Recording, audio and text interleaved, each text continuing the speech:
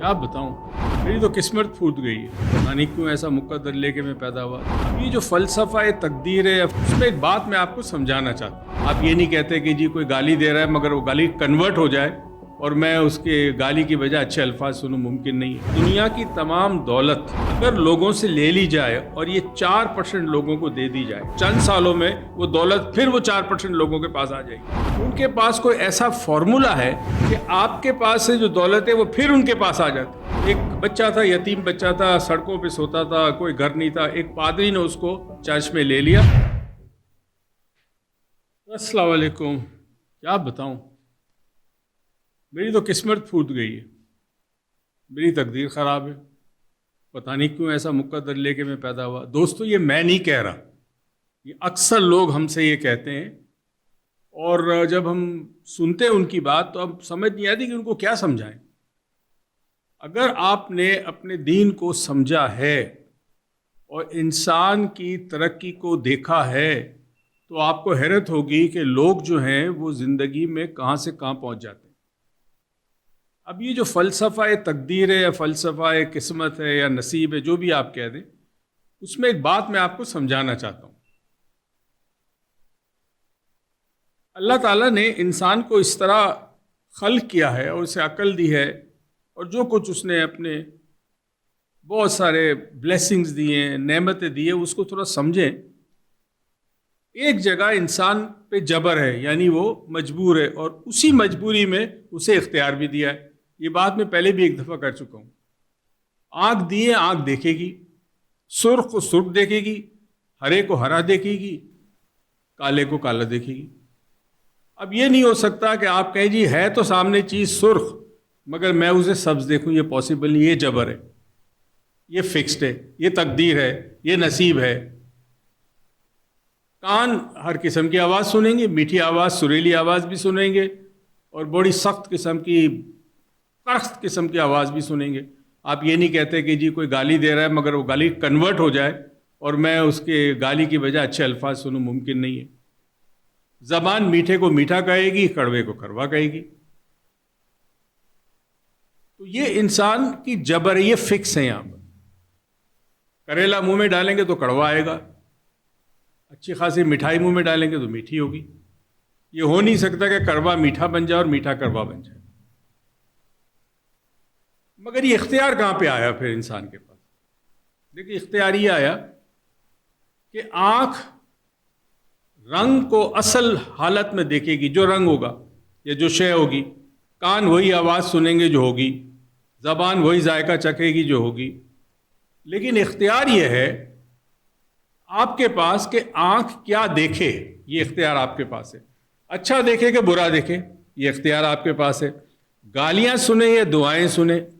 ज़बान का इख्तियार ये दिया है आपको कि किसी से अच्छी तरह गुफ्तगू करे, शीरी गुफ्तगू करे, प्यार मोहब्बत से बात करे, नरम लहजे में बात करे या बदतमीज़ी करे। ये इख्तियार आपके पास है, इसको समझें। अब मसला सारा ये हो रहा है कि जहाँ इंसान नाकाम होता है, मेहनत के बाद भी नाकाम होता है, अब उसके पास उस नाकामी को किसी के ऊपर डालना ज़रूरी है। तो कहीं तो ये कह दिया कि जी किसी ने जादू करा दिया, किसी ने टोना करा दिया, किसी ने ताबीज़ करा दी, किसी की बद्दुआ लग गई। ये कहकर वो अपने आप को बरीउज़्ज़मा कर देता है कि मैंने तो कोशिश की, मेरा काम नहीं हुआ। अगर फितरत के कवानीन को समझे, अल्लाह ताला ने जो फितरत बनाई है उसके कवानीन को समझे, तो आपको पता है कि अगर तो आपने बीज डाला है सही और ज़मीन ज़रखेज़ है और आपने उसे पानी दिया है तो फिर फल आएगा ही आएगा। ये मुमकिन नहीं है कि ना आए। तो कहीं ना कहीं आपकी गलती है, आप गलत अंदाज में काम कर रहे थे, गलत वक्त पे काम कर रहे थे, गलत सिमत में काम कर रहे थे, जिसकी वजह से आपको नतीजा नहीं मिल रहा। तो अब करना क्या होगा? किस्मत को रोना होगा, तकदीर का रोना रोएंगे, किस किस के पास जाके रोएंगे? इससे बेहतर नहीं कि आप मालूम करें कि मैं अपनी ज़िंदगी में कामयाब क्यों नहीं हो सकता। हज़ारों वज़ाइफ हैं, हज़ारों तरीक़े हैं। दुनिया में ऐसे ऐसे लोग कामयाब हुए जिनके पास कुछ भी नहीं था। यानी सड़क पे बैठा हुआ शख्स जो है वो कहाँ से कहाँ पहुँच गया, क्योंकि कहीं ना कहीं उसने अपने जहन को इस्तेमाल किया। मेहनत तो एक मजदूर भी करता है। मैं और आप क्या मेहनत करेंगे? وہ 10 گھنٹے محنت کر رہا ہے روڈ کے اوپر، اور اس کو چھوڑے مڈل ایسٹ کے اندر سخت گرمی میں سڑکوں پہ کام کر رہے ہوتے ہیں مزدور. ان سے زیادہ محنت کون کرے گا؟ میں اور آپ نہیں کر سکتے. مگر وہ کامیاب کیوں نہیں ہوتے؟ کیونکہ انہوں نے اپنے ذہن کو استعمال نہیں کیا، انہوں نے سوچا نہیں. تعلیم ضروری نہیں کہ آپ کو ترقی کی راہ پہ لے جائے، عقل انسان کی ترقی کی راہ پہ رہ جاتی ہے، اور لوگوں نے یہ کام کیا. تو دوستو، آج سے سب سے پہلا سٹیپ یہ ہو کہ یہ تقدیر کا رونا بند کر دیں، قسمت کو الزام دینا بند کر دیں، اور یہ دیکھیں کہ میرے میں جو صلاحیت ہے اس صلاحیت کو میں کس طرح بروکار لے کر کچھ کر سکتا ہوں، کیا کر سکتا ہوں، اور لوگوں نے کیا ہے، آپ بھی کر سکتے ہیں. اس خالق کے کائنات ہے، اس پاک پروردگار کے خزانے میں کوئی کمی نہیں ہے. اگر وہ 2% کو اتنا دے رہا ہے تو باقی 98% کو کیوں نہیں دے رہا؟ اگر آپ تھوڑا سا گوگل وغیرہ پہ چیک کریں تو آپ کو ایک بڑی عجیب غریب اسٹریٹجی سمجھ میں آئے گی. ایک بہت بڑے ماہر فائنانس تھا دنیا کے اندر، معیشت کا بہت بڑا ماہر تھا، اس نے ایک بڑی عجیب غریب بات کی. اس نے کہا دنیا کی تمام دولت اگر لوگوں سے لے لی جائے اور یہ 4% لوگوں کو دے دی جائے، اور وہ 4% لوگ اپنی تمام دولت واپس دنیا والوں کو دے دے، تو چند سالوں میں وہ دولت پھر وہ 4% لوگوں کے پاس آ جائے گی. اس کا مطلب ہے کہ وہ 4%، 6%، 10% لوگ جو ہیں، جو دنیا میں بہت ہی کامیاب ہیں، ان کے پاس کوئی ایسا فارمولا ہے، ایسی استعمال کرتے ہیں ایسی اسٹریٹجی اور طریقہ کار کہ آپ کے پاس سے جو دولت ہے وہ پھر ان کے پاس آ جاتی. یہ کیسے ہو سکتا ہے کہ باقی دنیا جو ہے وہ غربت میں اپنی زندگی گزارے یا تکلیف میں اپنی زندگی گزارے؟ اس لیے کہ اکثریت جو ہے وہ ہمت ہار بیٹھتی ہے، ہاتھ پیر پھول گئے، اب تو کچھ نہیں ہو سکتا، چلو بھائی چھوڑ دو.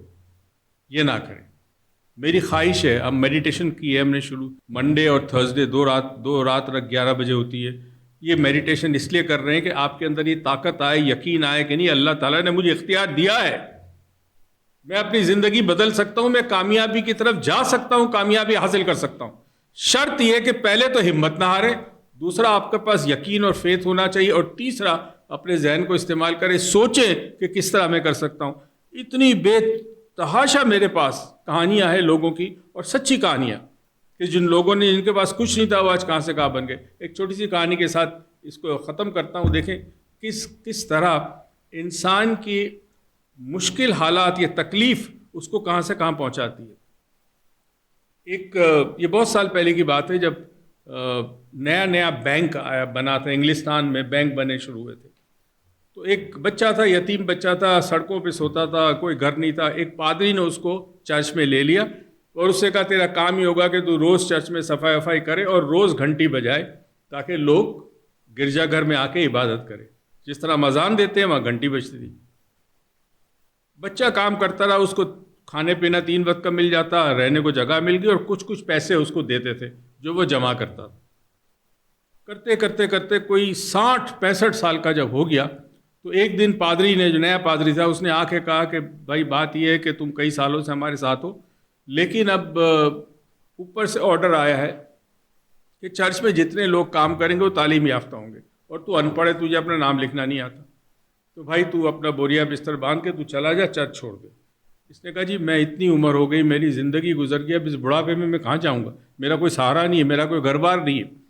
انہوں نے کہا جی ہم کچھ نہیں کر سکتے. بہرحال اس نے اپنا جو کچھ کپڑے تھے، 4 کپڑے لیے، جو پیسے تھے وہ جیب میں ڈالے، اور وہ چرچ سے باہر نکلا. راستے میں بڑا ٹینشن میں، اسٹریس میں کہ میں کیا کروں.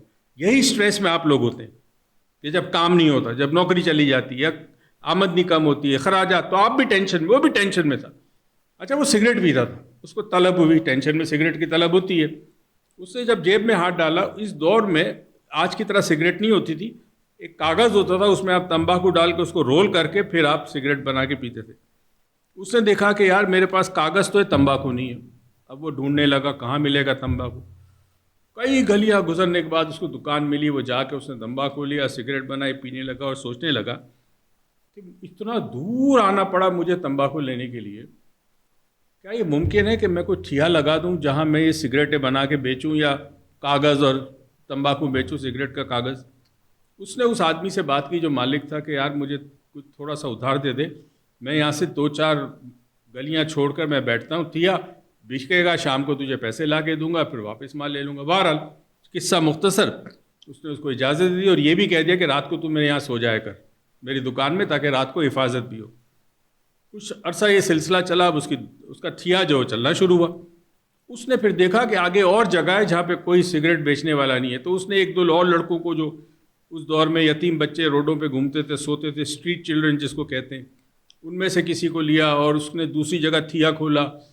پھر اس طرح کرتے کرتے آخر ایک وقت آیا کہ اس کے پاس اتنا پیسہ آیا کہ اسے سمجھ نہیں آیا کہ میں پیسے کا کیا کروں۔ تو وہ جو مالک تھا جس کی وہاں سویا کرتا تھا، اس نے کہا چل میں تجھے لے جاتا ہوں، ایک تو ایک کمرہ لے لے کرائے پہ، اور میں بینک نام کی ایک چیز ہے، یہ سارا پیسہ وہاں جمع کرا دے۔ وہ لے گیا، اکاؤنٹ کھلوایا، پیسہ جمع ہو گیا۔ کچھ سال ہو گئے، اب یہ کوئی 80 سال کی عمر ہو گئی۔ ایک دن یہ روز صبح سارے ٹھیوں سے پیسہ جمع کر کے بینک میں جمع کرا۔ ایک دن بینک کا جو پریسیڈنٹ تھا وہ انگلستان سے، لنڈن سے آیا، اپنی مختلف برانچز کو دیکھتے ہوئے یہاں آیا۔ اس نے مینیجر سے کہا میں سب سے بڑا جو اکاؤنٹ ہولڈر ہے اس سے ملنا چاہتا ہوں۔ اس نے کہا سر وہ بابا ہے، ابھی آئے گا تھوڑی دیر بعد۔ بابا جی آئے تھیلوں میں پیسے لے کے، تو مینیجر اس کے پاس گیا، اس نے کہا جی ہمارا بینک کا پریسیڈنٹ آپ سے ملنا چاہتا ہے۔ لے گیا کمرے میں، سلام دعا ہوئی، تو اس نے کہا سر میں بڑی خوشی ہوئی آپ سے مل کے کہ آپ سب سے بڑے اکاؤنٹ ہولڈر ہو، تو ہماری ایک اسکیم ہے جس میں آپ اپنے پیسے کو کچھ سالوں کے لیے فکس کر دو اور اس پہ آپ کو انٹرسٹ ملے گا، تو آپ تیار ہو؟ اس نے کہا کوئی بات نہیں۔ اچھا ان پڑھ تھا، اس کو کچھ نہیں، اس نے کہا جی جیسا چاہو۔ انہوں نے فارم لا کے دیا کہ سر ہم فل کریں گے، آپ سائن کر دو۔ اس نے کہا میں سائن نہیں کر سکتا۔ وہ پریسیڈنٹ حیران ہوا، سر نہیں کر سکتے؟ اس نے کہا سائن نہیں کر سکتا۔ کیوں؟ اس نے کہا اگر مجھے لکھنا پڑھنا آتا نا تو آج بھی چرچ میں گھنٹی بجا رہا ہوں۔ تو میں اور آپ تو اس سے زیادہ خوش نصیب ہیں۔ تھوڑی بہت تعلیم بھی بہت بڑی بات ہوتی ہے۔ تو اپنی سوچ کو چینج کریں، یہ ہمت جو آپ نے اپنے اندر ہے اس کو پیدا کریں۔ تقدیر کو، قسمت کو، مقدر کا رونا مت روئے، اس کو موعد الزام نہ دے، ہمت کرے، اللہ تعالیٰ آپ کو کامیاب کرے گا۔ اپنا خیال رکھیے گا، اللہ حافظ۔